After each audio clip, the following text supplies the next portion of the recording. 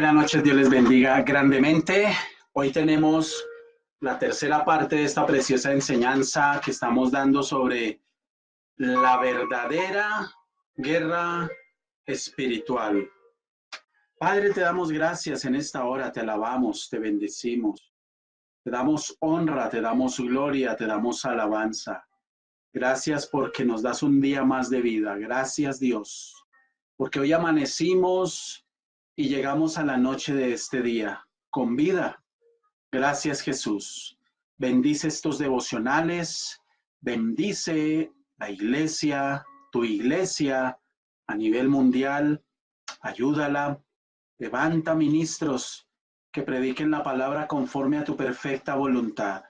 Y ayúdanos a nosotros a crecer y a hacer luz en medio de tantas tinieblas y tanta necesidad que hay en este mundo. En el nombre de Jesús, gracias, Señor. Amén. Dios les bendiga, muy buenas noches para todos ustedes. Qué bueno que estén aquí, qué bueno que estén conectados. Vamos a ir a la palabra de Dios. Hemos venido desarrollando una preciosa serie titulada La verdadera guerra espiritual y hoy tenemos la tercera parte. Hay mucho que hablar de este tema, hay mucho que enseñar, hay mucho que explicar sobre este tema y bueno, lo estamos haciendo a la luz de las Escrituras como Dios manda y por supuesto esperamos que sea de bendición para su vida y como lo dice la palabra, que usted conozca la verdad, la palabra y la verdad le haga libre en el nombre de Jesús. Vamos por favor al libro de Efesios capítulo 6, versículo del 10 al 12 vamos a leer. Efesios capítulo 6, versículo del 10 al 12. Y sea el Espíritu Santo acompañándonos y ayudándonos a dar esta enseñanza hoy. Por lo demás, hermanos míos, fortaleceos en el Señor y en el poder de su fuerza. Vestíos de toda la armadura de Dios para que podáis estar firmes contra las acechanzas del diablo. Porque no tenemos lucha contra sangre y carne, sino contra principados, contra potestades, contra los gobernadores de las tinieblas de este siglo, contra huestes espirituales de maldad en las regiones celestes. Hemos estado hablando de lo que es la verdadera guerra espiritual. Escuche, hemos estado hablando de lo que significa realmente la verdadera guerra espiritual a la luz de las Escrituras. Y hemos estado diciendo desde el día domingo que iniciamos esta preciosa serie que lamentablemente el pentecostalismo, este movimiento pentecostal dentro de la iglesia y carismático, se ha salido de control. Y hoy estamos viendo dentro de las iglesias muchas enseñanzas que no son bíblicas, muchas enseñanzas que están completamente salidas de los parámetros de la palabra de Dios. Pueden haber ciertas cosas que aluden a las Escrituras, pero muchas de ellas realmente no se ajustan a la palabra.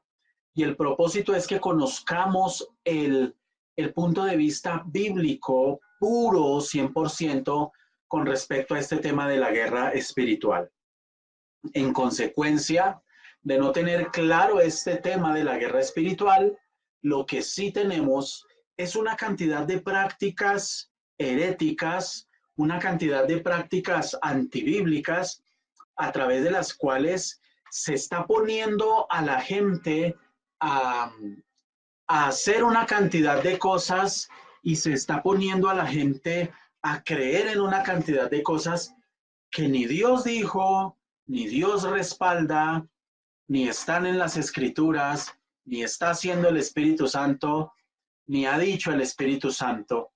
Y estamos sí pudiendo perfectamente ofender al Dios del cielo. Muy bien. Con respecto a este tema, estamos viendo un versículo que usted lo conoce, seguramente lo ha leído, que está en Efesios capítulo 6, versículos del 10 en adelante, usted puede leer, habla de toda la armadura de Dios, pero hoy no voy a profundizar en la armadura. Vamos a estar hablando de estos 3 versículos 10, 11 y 12. Y en este versículo 10 se nos dan tres palabras que trabajan unidas en la vida del creyente, pero son diferentes. Por lo demás, hermanos, fortaleceos en el Señor y en el poder de su fuerza. 3 palabras: fortaleza, poder y fuerza. ¿Qué nos manda la palabra a adquirir de Dios? ¿Qué nos manda la palabra a adquirir de parte del Señor? Fortaleza, poder y fuerza. Y literalmente, del original griego, la palabra fortaleza traduce endunamo, que significa un poder sobrenatural. La palabra poder significa kratos y traduce dominio ilimitado. Y la palabra fuerza viene de una raíz griega que es ischuos, que significa capacidad.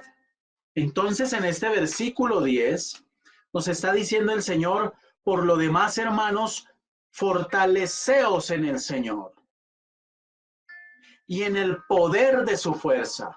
Aquí habla de fortalecerse en Dios. Y ya lo enseñamos, fortalecerse en Dios significa o representa literalmente fortalecerse en la palabra, no en actos proféticos, imposición de manos, ayunos, retiros, etcétera. No, yo no estoy diciendo que no vaya usted a un retiro si su iglesia lo organiza. Nosotros tenemos nuestro retiro anual en Embajadores de Esperanza en el mes de noviembre y es una gran bendición. Son 3 días que son una gran bendición y de paso les recuerdo, ya estamos recogiendo el dinero para que usted no se deje colgar, que todos están cordialmente invitados a asistir a este tiempo de refrigerio y de descanso. Es el primer festivo del mes de noviembre. Y la gente depende de estas cosas, pero yo no debo depender de esto para tener libertad, para tener fortaleza, poder y fuerza de Dios. No, yo literalmente lo que tengo que hacer es fortalecerme en el Señor. Luego de que el apóstol nos dice, fortaleceos en el Señor y en el poder de su fuerza, literalmente dice, vístanse. Antes de vestirse, usted se tiene que fortalecer en el poder de su fuerza. Luego de que usted está fortalecido en el poder de su fuerza, esto es, a través del conocimiento pleno y la vivencia de la palabra y las verdades de la palabra, entonces usted puede vestirse de toda la armadura de Dios. ¿Para qué? Para que usted pueda estar firme. ¿En quién? En Cristo, en la palabra. ¿Contra qué? Contra los ataques cercanos, eso es acechanza aquí, contra los ataques cercanos ¿de qué? De la palabra del Dios del cielo. Muy bien. Ahora, ¿por qué debemos hacer todo esto? Lo dice de una manera muy clara.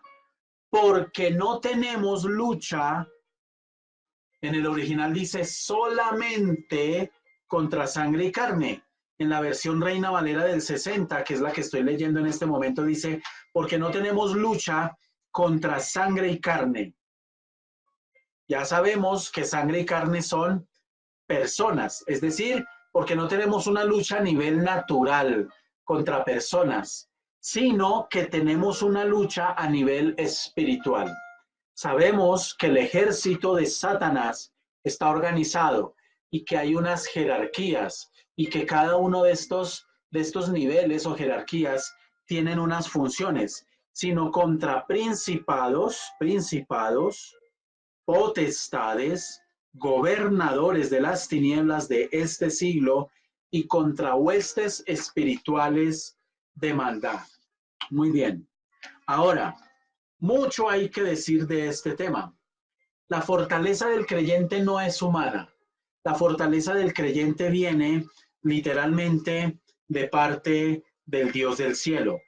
Y cuando habla la palabra de principados, dice, no tenemos lucha contra principados, sino contra principados. Entonces, principados viene de la raíz griega que es arche, arche, que traduce los primeros, los preeminentes. Todo principado dentro del ejército de Satanás, dentro de la organización que él tiene, recuerden que Satanás es experto imitando todas las cosas de Dios.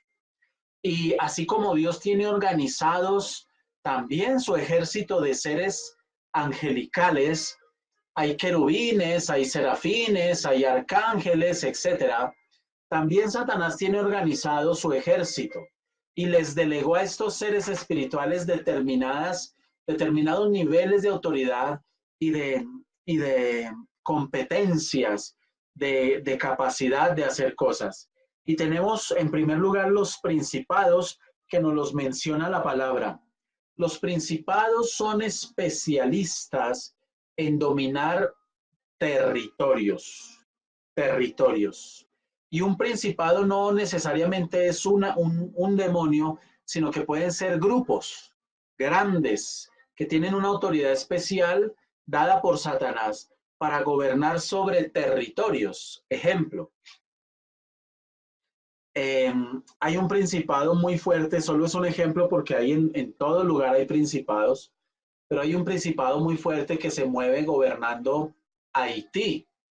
Recuerde que Haití es un país que está ubicado en la misma isla donde está República Dominicana. Y en esa misma isla, en esa misma zona geográfica, la mitad es Haití, la otra mitad es República Dominicana. Usted puede ir de vacaciones a República Dominicana y se va a encontrar con un paraíso. Pero si usted se va para Haití, que es la misma isla, va a encontrar un infierno por muchas razones sociales, económicas, políticas, de seguridad, de necesidad, de hambre, etcétera. Y usted encuentra cómo se mueve en este territorio un principado que no deja entrar la palabra, no deja entrar el evangelio. Yo tuve la oportunidad de hablar con un conocido que es misionero y él trató de ir, de hecho estuvo en Haití y allá literalmente él me decía que cuando él empezó a predicar y se dieron cuenta que eran cristianos, en el mismo hotel trataron de envenenarlos, en el mismo hotel donde se estaba hospedando. Y les tocó devolverse porque los trataron de matar, se enfermaron gravemente él y otros compañeros que iban eh, con él. Entonces, se mueven literalmente estos seres territoriales, principados, están gobernando sobre territorios y se mueven sobre territorios. Se pueden mover sobre barrios, países, continentes, lugares, zonas geográficas determinadas. Por eso es que usted siempre que salga de su casa debe orar. Si usted va a viajar, debe orar. Si usted llega a quedarse en un hotel, debe orar. Así el hotel sea 5 estrellas, usted no sabe quiénes se han quedado, qué cantidad de gente se ha quedado en esas camas. Haga una oración y pídale al Señor que con su presencia limpie los aires, porque recuerde que se mueven en las regiones celestes, en los aires, que limpie ese lugar, que le guarde, que le proteja, que haya siempre ángeles acampando a su alrededor y protegiéndole. Es una oración muy sencilla que usted le hace no a ángeles, sino que le hace a Dios directamente para que Dios disponga según su voluntad. Pero nosotros no podemos caer en angelolatría, pidiéndole a los ángeles y a mi ángel guardián y mi dulce compañía y estas cosas porque sencillamente no son bíblicas y debemos tener cuidado con este tema. Entonces tengamos claro que los principados de los que nos está hablando aquí la palabra, literalmente son especialistas en gobernar y coordinar territorios, zonas. Por eso es que hay lugares, digamos, cuando usted ha viajado por carretera que usted dice, oiga, en tal zona siempre hay accidentes, en tal zona siempre suceden cosas trágicas, en el puente tal del viaducto tal de la ciudad tal, allá se mata gente, como el caso, si no estoy mal, es en Ibagué, en este puente que tiene más de 100 metros de altura, dicen, yo no conozco, se ha matado muchísima gente. No es coincidencia. Ahí se pueden estar moviendo seres espirituales que afectan y que inducen a que haya accidentes o a que haya muertes o suicidios, homicidios, etcétera. Muy bien. Entonces, los principados significa en el original griego arche, los primeros, los preeminentes, los líderes. Eso significa principados. Pero luego aquí la palabra nos habla de principados, nos está hablando de potestades. Entonces, no tenemos lucha contra personas en un nivel natural, sino contra principados, líderes, contra potestades. Estas potestades vienen de una raíz griega que se escribe con X, exousias, exousias, exousias.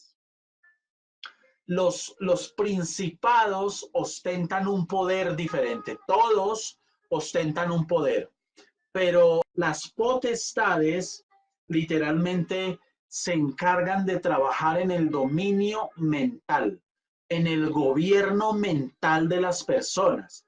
Entonces, aquí en el libro de Efesios capítulo 6, cuando nos está hablando de que no tenemos lucha contra sangre y carne, sino contra principados, contra potestades, estas potestades ya no se encargan de gobernar sobre territorios, sino, y zonas geográficas, sino que la función de ellos principal es literalmente el dominio mental.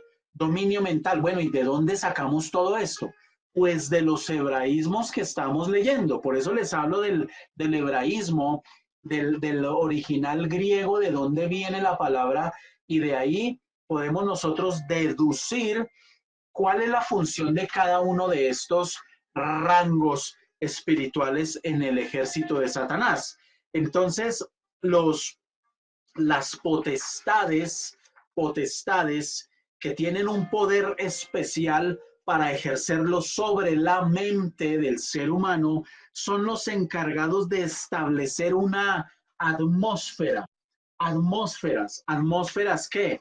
Atmósferas mentales, atmósferas psicológicas, a través de las cuales enloquecen a la gente, a través de las cuales angustian a la gente, a través de las cuales los meten en depresión, a través de las cuales usted entra en un pesimismo, en un miedo, en temores, en angustias. Usted literalmente no siente que no puede salir adelante, que las cosas no van a cambiar, que las cosas no van a mejorar. Cuando usted empieza a entrar en depresiones sin explicaciones aparentes, cuando usted empieza a tener tristezas, cuando empieza a haber un exceso de melancolía en su vida, cuando empieza a haber un exceso sin control de sensibilidad emocional, cuando usted empieza a tener unas luchas de carácter depresivo, cuando usted empieza a contemplar la idea de quitarse la vida, de no querer vivir más, de largarse, de dormir y no despertar, de dejar todo tirado, de irse lejos a donde usted nadie lo conozca, etcétera, etcétera, etcétera. Cuando usted tiene unos ataques de ira desbordados sin control y en esos ataques de ira usted le presta su boca a Satanás literalmente para maldecir, para dañar, para decir groserías, para insultar. Entonces, las potestades son las encargadas de ejercer un gobierno, un dominio mental, porque eso es lo que traduce exactamente exousias, dominio mental. Las potestades se encargan de ejercer un dominio mental sobre su vida. Ellas son las que se encargan de influenciarlo a usted de manera tal que empiezan a distorsionar su manera de pensar, la manera de ver la vida, empiezan a dañar la esperanza, empiezan a robar el poder de la palabra sembrada en usted, empiezan a robarlo, empiezan a afectarlo, empiezan a enfermarlo, empiezan a pensar en cosas terribles. Estuve leyendo un artículo de la revista Semana. Esta revista se fueron para Ibagué, ustedes me corrigen por favor, si fue en Ibagué, en este puente, en un viaducto que se quitó la vida esta muchacha junto con su hijo de 10 años y enviaron periodistas a hacer una investigación sobre el tema y pudieron determinar y aclarar varias cosas. La primera, muchas mentiras se han dicho alrededor de ese caso. Que el niño que tenía cáncer, una enfermedad terminal, que la señora la había dejado un hombre y estaba en una depresión terrible y además tenía problemas económicos. De todo eso, lo cierto es que sí había una dificultad económica en ella, pero el hijo no estaba enfermo. Según investigaciones realizadas con los familiares, fiscalía, CTI, el niño no tenía ninguna enfermedad terminal. Cuando ella estaba a punto de lanzarse eh, allí de este viaducto y llega la policía, uno de los policías tratando de convencerla en que no se hiciera daño y no le hiciera daño al niño, le dijo, mire, si usted tiene problemas económicos, porque ella le dijo, tengo muchos problemas económicos. Y él le dijo, si usted tiene problemas económicos, yo me comprometo a adoptar a su hijo, yo le doy mi apellido y yo me comprometo a ayudarle económicamente, pero no se mate, no se quite la vida. Y mientras tanto el niño le decía, mami, yo no quiero morir, yo quiero vivir, mami, no hagas esto. Mientras ella lloraba y el niño le acariciaba la cara y le secaba las lágrimas. Qué terrible esto, hermano, qué doloroso estos casos. Y la mujer le contesta al policía, usted solo me dice eso para que yo no me mate, cuando ya decide ella lanzarse. ¿Qué es lo que hace que una persona llegue a este tipo de acciones? ¿Qué es lo que hace que una persona llegue al extremo de desear morir o de desear salir corriendo, que es una forma de muerte? Eso en psicología se conoce como ideas de muerte no manifiestas y en psiquiatría, cuando una persona nos llega a consulta y nos dice ese tipo de cosas, no quiero vivir más, no quiero volver al colegio, no quiero estudiar más, no quiero trabajar más, quisiera acostarme a dormir y no despertar nunca. Fíjese que la persona en esos casos no está diciendo directamente que se quiere morir o que se va a matar, pero sí está verbalizando ideas de muerte que no son directas. Directas son cuando la persona dice, me quiero matar, me voy a matar, me voy a quitar la vida, etcétera. Y literalmente las potestades se encargan de ejercer ese dominio mental. Entonces la potestad tiene el poder de ejercer un dominio sobre la mente. Por eso el apóstol inmediatamente que nos dice esto, él nos expone una verdad del mundo espiritual y nos expone esta verdad de cómo se mueve Satanás, cómo está organizado su ejército de demonios y literalmente nos dice en el versículo 13, por tanto, tomad toda la armadura, ¿cierto? Y ese por tanto en el original griego significa en consecuencia o de acuerdo a lo anterior. En consecuencia, tomad toda la armadura, es decir, a causa de lo que les estoy diciendo, que la lucha no es contra sangre y carne, no es a un nivel natural, sino que es a nivel espiritual, contra principados y contra potestades. Pónganse la armadura. Las armas de nuestra milicia no son carnales, son espirituales. Y nosotros nos tenemos que mover a nivel espiritual. Y yo quiero invitarle a usted a meditar en esta hora. Yo le dejé a usted anoche una tarea. Ojalá usted la esté haciendo y esté tomando este tema en serio y esté meditando. Y si usted puede volver a escuchar este devocional, vuelva y escúchelo. Ahí queda subido en la página y vuelva y medítelo y vuelva y 1, 2, 3. Hay predicaciones que yo las he escuchado, no les estoy mintiendo, hasta 100 veces, hasta 150 veces he escuchado una predicación y Dios habla y habla y habla y usted la escucha una vez y dos y tres. Cada que la escucha le habla y le habla y le habla porque es la palabra viva de Dios. Este no es un libro académico de filosofía, de derecho, de ingeniería, de neurología. No, yo tengo aquí muchos libros de neurología porque estudio mucho sobre este tema neurológico por mi profesión. Y cada que yo leo el libro me dice siempre lo mismo. Me manda principios de neurología, neurofisiología, neuroanatomía, etcétera. Pero siempre me dice lo mismo. Con la palabra no es igual. La palabra es viva.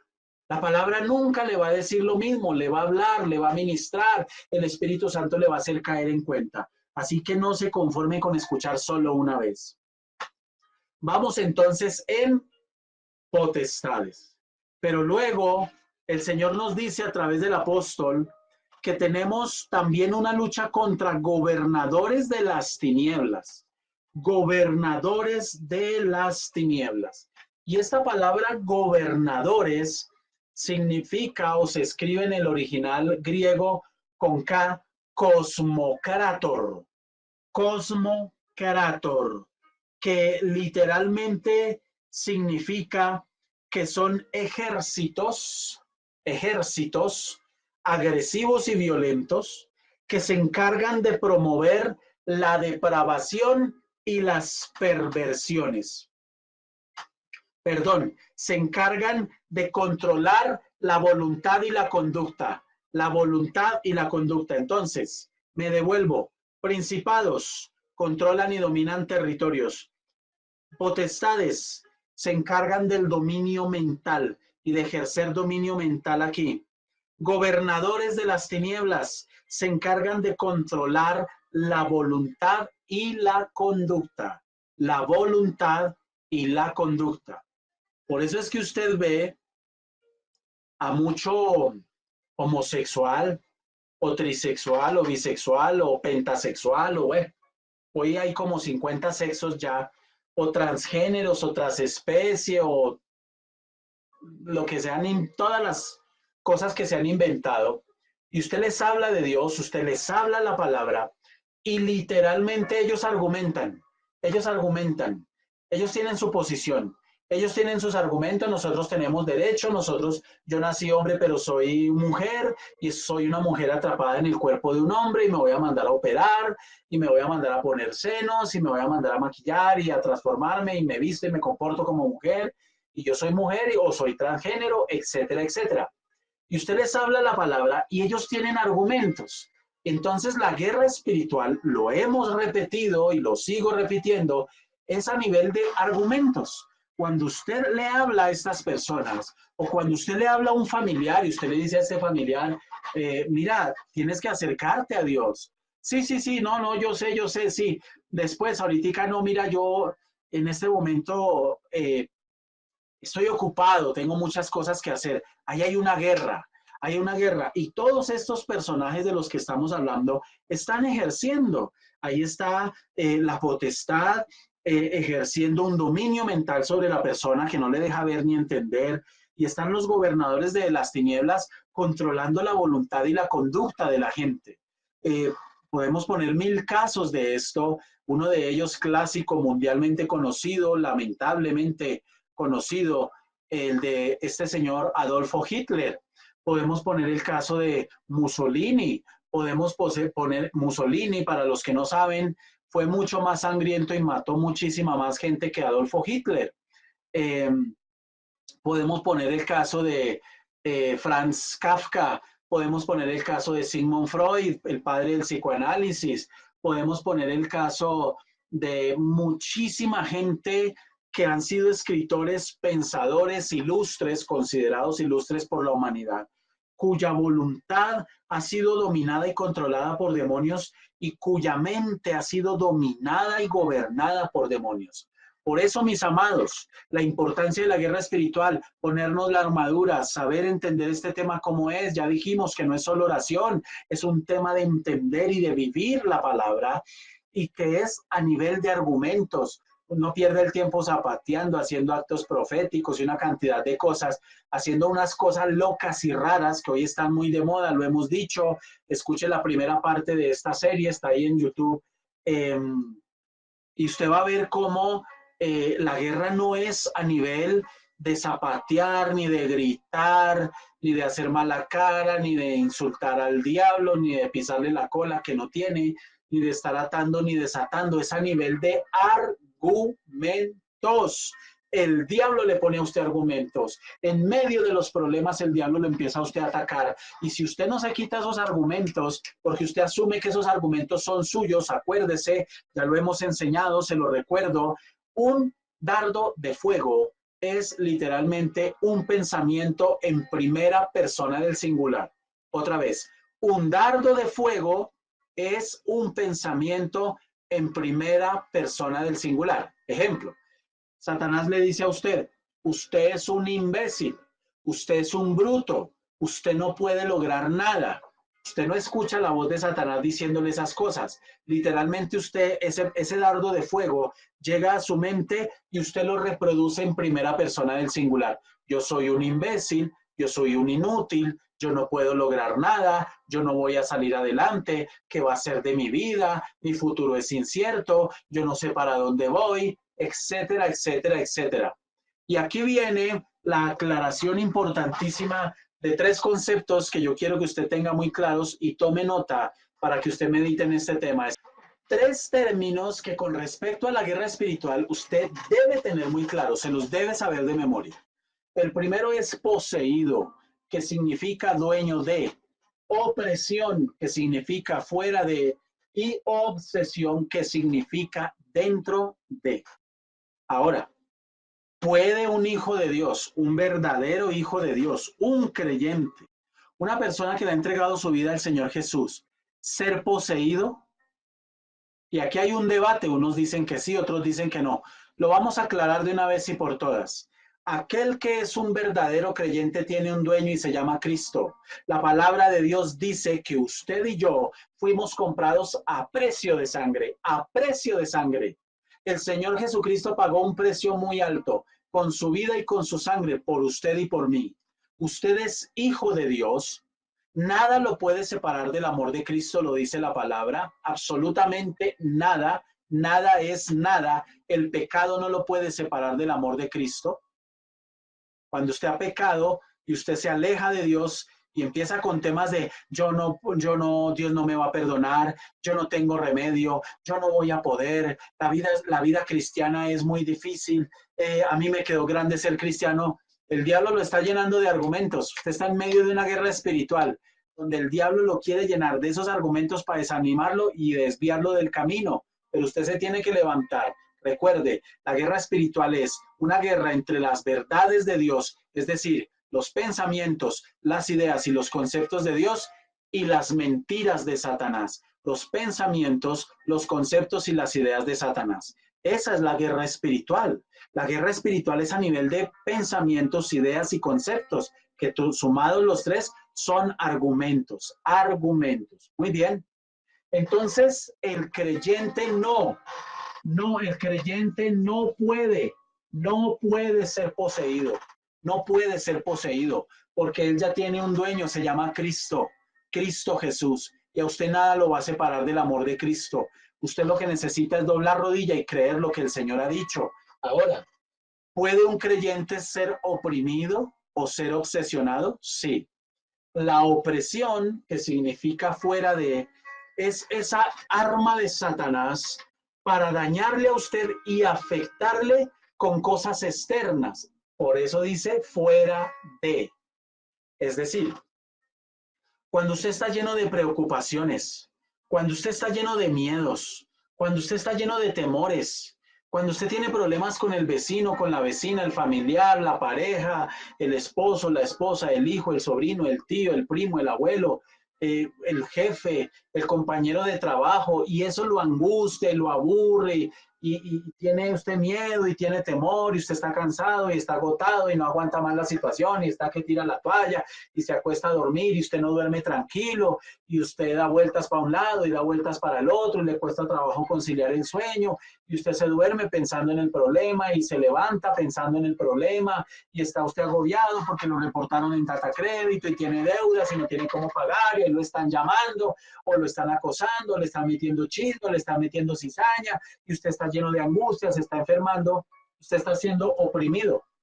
El ataque viene de fuera, de afuera, personas, circunstancias, situaciones, etcétera. Evalúe, por favor, esta noche si usted está siendo quizás oprimido hoy. Si usted no le ha entregado su vida a Cristo, lo puede hacer a través de una oración, donde usted confiesa al Señor como su suficiente y salvador personal. Y le pide al Señor que entre en su corazón, perdone sus pecados y escriba su nombre en el libro de la vida. Y no lo borre de allí nunca jamás.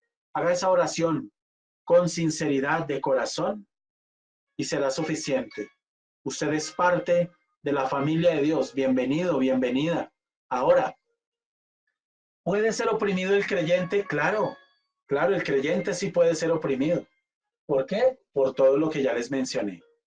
La obsesión significa dentro de, se mueve diferente de la opresión. La obsesión se basa en algo interno dentro de usted que Satanás sabe que usted lo tiene y lo utiliza para hacerle daño, para obsesionarlo con algo dentro de usted. La opresión es algo externo que Satanás utiliza para atacarlo. La obsesión es algo interno que Satanás utiliza para atacarlo. Ejemplo. Digamos que usted tiene un temperamento de carácter melancólico. Usted tiende a ser una persona inestable. Usted tiende a ser una persona inconstante. Usted tiende a ser una persona que fluctúa mucho en sus emociones. Es demasiado sensible. Se entristece fácil. Es muy melancólico, etcétera. Entonces, Satanás sabe que lo conoce a usted porque recuerde que él no puede saber lo que usted piensa, pero Satanás sí puede conocerlo a usted a través de lo que usted habla, de sus acciones, de su estilo de vida.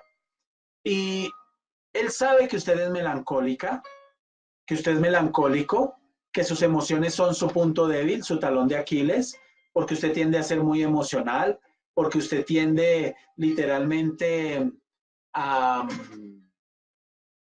ser, por ejemplo, impulsivo o compulsivo en la compra de cosas que usted no necesita, pero después usted está deprimido y está hasta aquí de las deudas.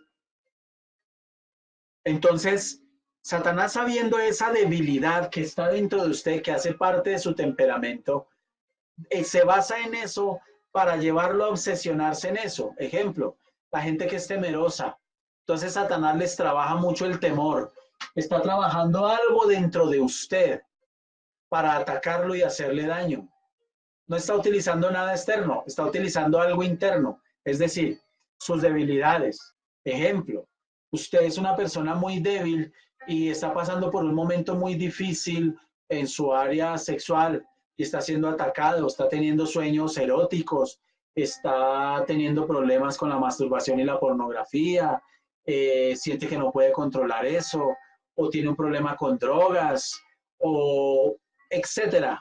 Hay algo dentro de usted que Satanás está utilizando para atacarlo y obsesionarlo, y así lo mantiene. Y es una forma en cómo Satanás ataca, no necesariamente siendo poseyendo a una persona. Preguntan en el chat, cuando se hace una liberación, ¿se hace solo para posesiones? No, no. La liberación aplica para cualquiera de estos, porque usted cuando es oprimido, en cierta forma, necesita ser libre de esa opresión. Y cuando usted es obsesionado, también. Yo he conocido gente supremamente temerosa para todo. Conozco gente que es supremamente inestable psicológicamente. Hombres y mujeres que son de una inestabilidad psicológica terrible. Gente que puede llevar años, por ejemplo, en Cristo, pero tienen y alimentan una baja autoestima y unos estados psicológicos de autoconmiseración ellos mismos se autohumillan, se por debajean y literalmente el diablo lo que está haciendo es obsesionar a la persona. Lo tiene obsesionado con una inseguridad en sí mismo. Lo tiene obsesionado con esa inconstancia para absolutamente todo. Lo tiene obsesionado con esa indisciplina tan terrible para todo que no le deja a usted crecer y no le deja a usted avanzar. Por eso es que, mis amados, cuando nosotros nos llaman en una iglesia y usted escucha en predicaciones estos popularísimos teleevangelistas, ahorita en Colombia nos va a visitar un evangelista que muchos adoran, pero el que conoce la Biblia se aparta de eso porque hablan solo basura. Una predicación no es tomar 2, 3 versículos, darle un barniz aparentemente bíblico y qué predicación tan tremenda. No, usted debe madurar en el conocimiento de la palabra, comer Biblia para que no termine comiendo cuento y lo terminen estafando y obsesionando. Ahí están anunciando en televisión la venida de un teleevangelista y yo le aseguro a usted que no es gratis. ¿A qué viene este payaso, perdón, este personaje? ¿A qué viene? A entretener a las cabras, como lo dijo Charles Spurgeon. Llegará un momento dentro de la iglesia que las cabras querrán ser entretenidas por los payasos. Y el Señor lo dijo en su palabra. En los últimos tiempos la gente no va a querer sufrir la sana doctrina. De sana doctrina no van a querer saber. Entreténgame, hágame reír, deme charlas bonitas, hábleme de prosperidad. Y se amontonarán maestros conforme a sus concupiscencias, que es lo que está pasando efectivamente. Y literalmente usted les va a hablar la palabra y ahí hay una guerra espiritual porque ellos empiezan con sus argumentos. Recordemos que lo mismo le pasó al apóstol Pablo en el libro de los Hechos, en el capítulo 17, cuando él llega a Atenas. Y él llegó a Atenas, la meca del conocimiento en esta época. Eran sofistas, eran los mejores conferencistas, los mejores oradores, exquisitos en la palabra, eran supremamente inteligentes. Recordemos que de allí viene Platón, Sócrates, Aristóteles y todos estos personajes que hasta el día de hoy marcan el mundo. Cualquier carrera que usted estudie, que toque en medio filosofía, psicología, todo lo que sea humanidades, psicología, en medicina, en derecho, en filosofía, en arquitectura, se tocan estos personajes y todavía lo ponen a usted a estudiarlos, sus escritos, sus libros, etcétera. Entonces eran unos pensadores tremendos que marcaron el mundo. Cuando Pablo llega a Atenas, él se pone a pensar, Dios mío, ¿de qué les hablo? Si esto se las saben todas. Y ellos, los atenienses, no prestaban atención a cosas que ya supieran. Ellos les llamaba mucho la atención las cosas nuevas, porque tenían sed de conocimiento. Cuando el apóstol, iluminado por el Espíritu Santo, ve un monumento que dice al Dios no conocido, y Pablo dice, por aquí me voy a meter, y él les dice, yo les vengo a hablar de ese Dios no conocido. Claro, cuando él les dice eso, capta la atención de los atenienses, de los griegos, y le dicen, ¿cómo así? ¿Cómo así? Y él empieza a hablarles. Y ellos empiezan a escucharlo. Y empieza a decirles ahí en el versículo 24, el Dios que hizo el mundo y todas las cosas que en él hay, siendo Señor del cielo y de la tierra, no habita en templos hechos por manos humanas, ni es honrado por manos de hombres. Y empieza a hablarles y a predicarles fuertemente, fuertemente del Señor. Empieza a hablarles de su divinidad, de Cristo, etcétera. Y ellos lo escucharon. Pero cuando el apóstol Pablo les habló de la resurrección de Cristo, la reacción de los atenienses fue esta, versículo 32. Pero cuando oyeron lo de la resurrección de los muertos, unos se burlaban y otros decían, ya te oiremos acerca de esto otra vez. Y así Pablo salió de en medio de ellos, porque no le creyeron. Se empezaron a burlar. Este tipo de qué está hablando, este tipo es un loco, este tipo qué le pasa. Y otros dijeron, Pablito, ya te oiremos, ya, usted vino fue a hablarnos de religión. No, hermano, no, no, no, la filosofía está por encima de la religión. No, no, no, tranquilo, después te oiremos de este tema. Esa es la guerra espiritual, son argumentos. Y usted debe entender cosas acá. Escúcheme esto, se lo voy a decir despacio. Mucha gente está obsesionada por Satanás y no quieren soltar esa obsesión. No la quieren soltar. ¿Por qué? Porque cuando uno les habla, por ejemplo, de la autoestima, ¿usted por qué conociendo de Dios hace tanto tiempo, usted no cambia la manera en cómo usted se expresa de sí? ¿Por qué no mejora la seguridad en sí mismo? ¿Por qué no le cree al Señor? O personas sumergidas en depresión y amargura, almas que están en hiel de amargura, en sufrimiento, resentimiento, y están entrando en depresión y van en un camino en bajada. ¿Por qué no quieren salir de ahí? Porque se enamoraron de la obsesión satánica y no se han dado cuenta. Se enamoraron, no la sueltan, no la quieren soltar. Y todavía va la gente a la iglesia y en consejería dicen, pastor, ¿pero qué hago? ¿Qué más quieren? Se les está enseñando la palabra. Esto sí, esto, para salir de esto, usted necesita decidir, querer salir,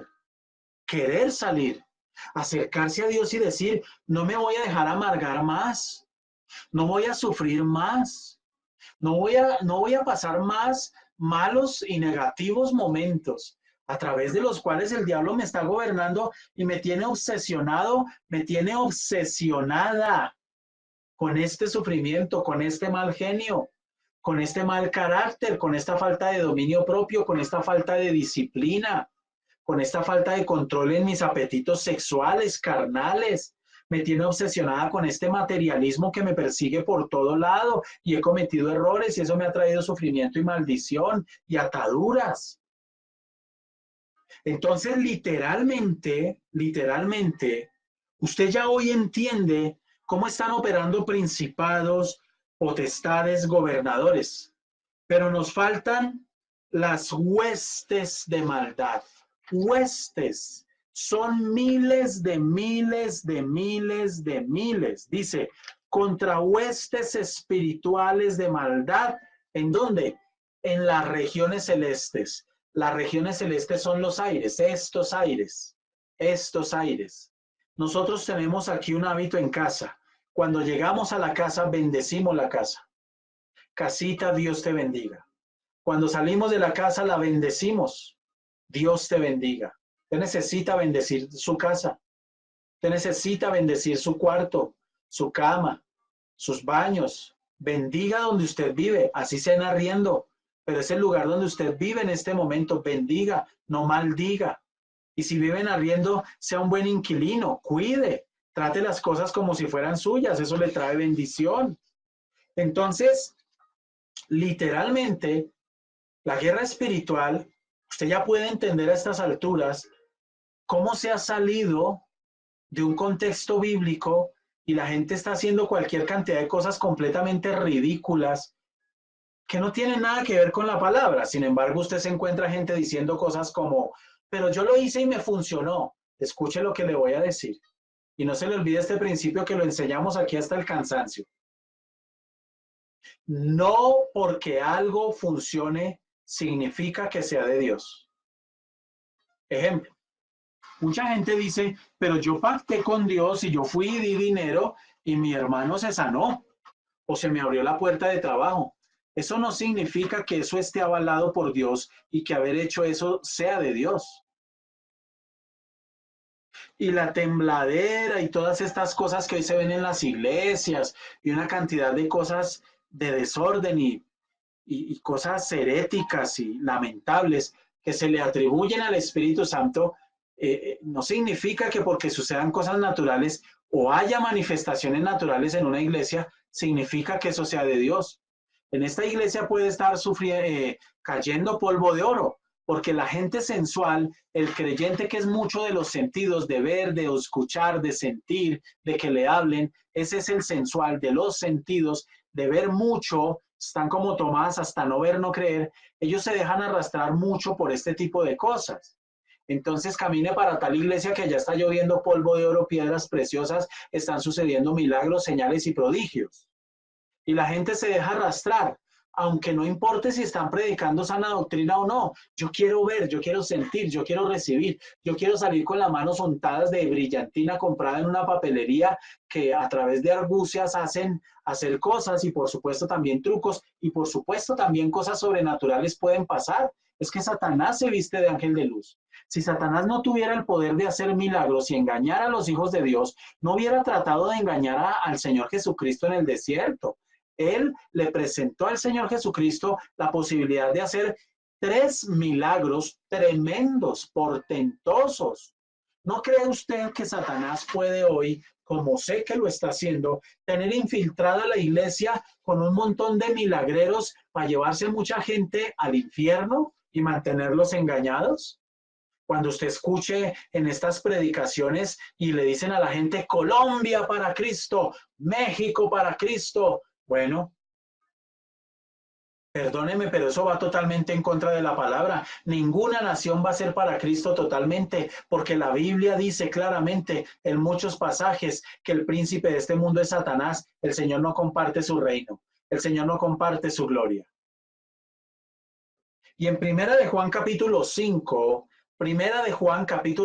versículo 19, dice la palabra que el mundo entero, lea la Biblia, coma Biblia, no coma cuento.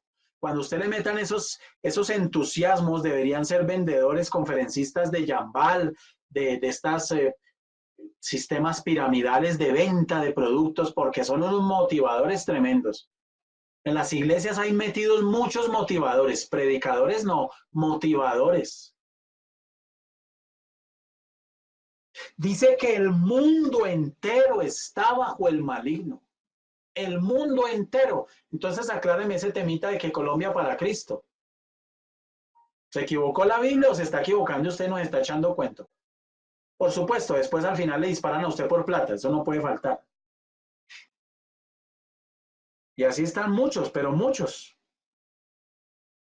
Lamentablemente. Mis amados, necesitamos estudiar este tema en profundidad. Usted necesita estudiar este tema. Yo no sé, yo no conozco su necesidad. Yo no sé si usted quizás está aquí o aquí. Si hay opresión y obsesión, ¿puede venir? Sí, puede venir. Puede venir. Y tenemos que doblar rodilla y buscar de Dios y pedirle que nos guarde y nos ayude. ¿Puede venir esos ataques sobre el creyente? Claro, por eso nos manda a utilizar una armadura. Por eso nos manda a utilizar una armadura. Yo le invito a que usted medite en este tema profundamente y a que usted le pregunte al Señor, muéstrame. Muéstrame si acaso yo estoy obsesionada con algo. Muéstrame si yo acaso estoy siendo oprimido. De pronto el problema que usted tiene hoy, la dificultad que tenga, ¿cuál? No sé. Física, de salud, mental, espiritual, jurídica, económica, laboral, emocional, sexual, social, familiar, con sus hijos, conyugal, la que sea, la que sea. De pronto es opresión. Y usted necesita entender qué es lo que pasa en su vida. De pronto, cuando usted tiene esos bajonazos, incluso usted hasta está cansado de usted mismo. Estos bajonazos míos, estos ataques de ira, esta falta de control mía, de pronto usted está siendo obsesionado. Y todo esto tiene una solución, acercarse al Señor y estar dispuesto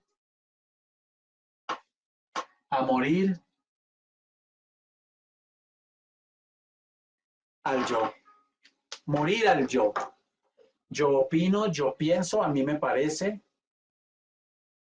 No, mis amados. Debemos acercarnos al Señor y pedirle al Señor que nos ayude, que nos dé sabiduría, que nos dé la fuerza y que nos ayude a identificar cómo estamos siendo atacados. de ambas formas que se pueden dar al mismo tiempo? ¿O en cuál de estas formas es donde el diablo más me ataca? Me obsesiona con cosas materiales. Siempre tengo que tener lo más caro, lo más costoso, lo de moda. Si usted siente cierto resquemor porque su vecino compró una bicicleta y usted tiene que comprar una mejor, este compró una de 8 cambios, usted tiene que tener una de 16. Y hasta que no la tiene, usted no descansa.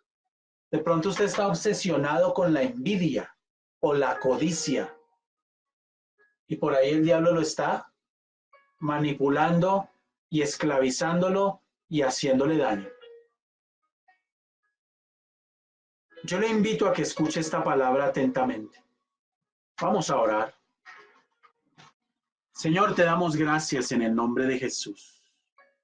Padre, te alabamos, te bendecimos. Señor, ayúdanos a enseñar la sana doctrina, tu palabra. Ayúdanos. Y te pedimos en el nombre de Jesús que venga libertad a las mentes y a los corazones de cada persona que escucha los devocionales, que asiste a las reuniones presenciales. Trae libertad. Nos escuchan de otros países, de otras ciudades. Ayúdales, trae libertad. Ayuda, Señor, a identificar a cada hombre, cada mujer, cada ser humano que escucha estas enseñanzas, cómo se está moviendo la lucha espiritual allá, la guerra espiritual, cómo los está atacando Satanás. Ayúdalos a entender este tema, Dios, para que haya libertad, esa que tú prometiste que vendría al conocer tu palabra. Te lo pedimos en el nombre de Jesús. Señor, quita, tu palabra dice que ningún arma forjada contra nosotros prevalecerá. La opresión y la obsesión son armas forjadas que se presentan en muchas formas. Creemos a esa palabra. No prevalecerán estas armas. Ayúdanos. Si acaso hay alguien pensando en quitarse la vida, con el miedo de entrar en un tema de locura, con tristeza, depresión, dolor, lo que sea, ayúdale, Señor. Fortalécele, levántale, porque esta palabra debe traer esperanza. Hay esperanza. En Cristo hay esperanza. En el nombre de Jesús lo declaramos. Tú eres nuestra esperanza. Cristo en mí es la esperanza de gloria. Señor, ayúdanos. En el nombre de Jesús. Amén y amén.